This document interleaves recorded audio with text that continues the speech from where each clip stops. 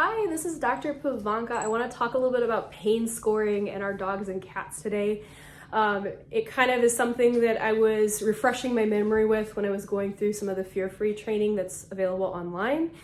And I wanted to talk about it because it's one of those things that it's really difficult for us, especially with our cats, but even our dogs, because a lot of times we think they're getting old, they're slowing down, he just likes to rest, he's lazy, things like that. And a lot of times we can be not seeing the signs of pain because a lot of times they don't know to cry or scream or tell us about it because it's the same as a human with chronic pain. A lot of times, if you know you can't do anything about it, you just silently suffer. And unfortunately, we can't ask them if they're painful because they won't tell us in so many words. So some of the things we look at is facial shape and expression with our kitty cats, which Selena's like, no thank you, lady. And we look at the activity and how they're moving.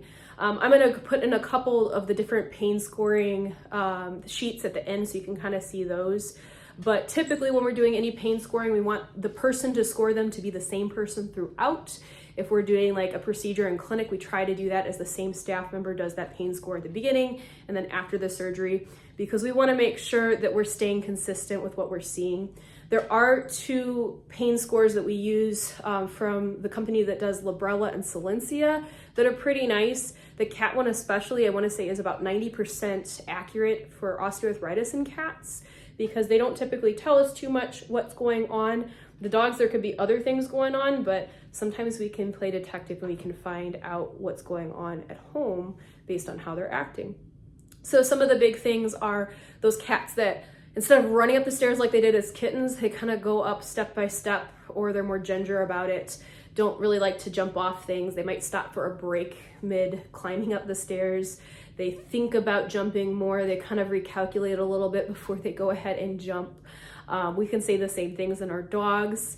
And I'll go ahead and I'll put those lists up so you can take a closer peek at those and see what you think. I would recommend doing regular pain scoring in your pets at home. Probably just doing the Librela or Silencia handouts, the OA checklist would probably be fine. But I am also going to include some other pain scores that we do more on the medical aspect at clinics. But the big thing is kind of doing those subtle signs, looking and seeing if there's anything in particular. Very rarely do we have them screaming or crying if they're painful. And a lot of times if they do, it's more acute pain, meaning that it's something that just happened versus something that's been slow burn and chronic. I do recommend doing pain medications if we do find signs of pain in your pet, as long as their organs will allow it, which a lot of times we do need to do blood work to make sure that it is safe for them to get those. But the reason I want to do pain medications probably sooner rather than later in most pets is because the same thing as with us, if you have a headache and you're like, well, it's not that bad yet, maybe I can get away with not doing aspirin or ibuprofen or whatever works best for you. Then a lot of times we get what's called wind-up pain, where when you finally break down, you're like, okay, I will take that. We don't really get that relief, the benefit of the pain meds, because we already have those pain channels open and they're not really wanting to go ahead and respond to that medication as well.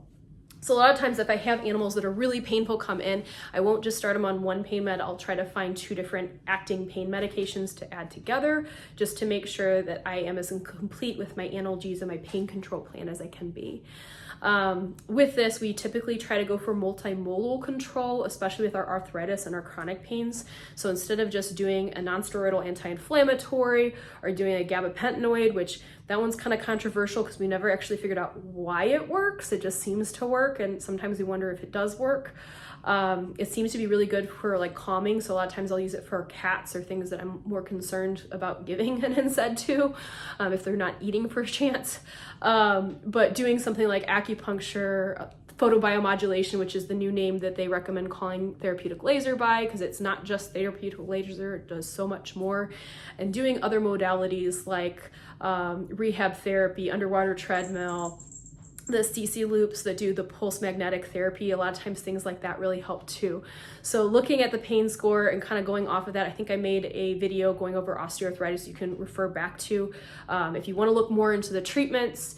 But I would recommend everybody going ahead and monitoring for pain, because we are finding more and more that our animals are getting osteoarthritis younger, we're just not necessarily catching on to it because it's so hard not to think that, they're slowing down, they're getting older, he's maturing, it's fine.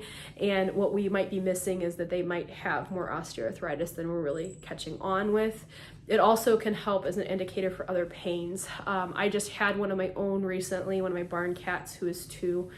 She broke my heart last week.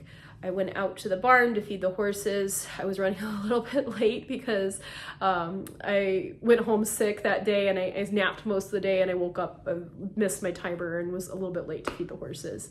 But when I went out, she was just laying there. And for me, that seemed a little bit weird. She seemed like with the last week being really, really cold here in Michigan, that maybe it was something where she was just trying to conserve heat. She sat in my arms and looked perfectly normal like 2 days earlier.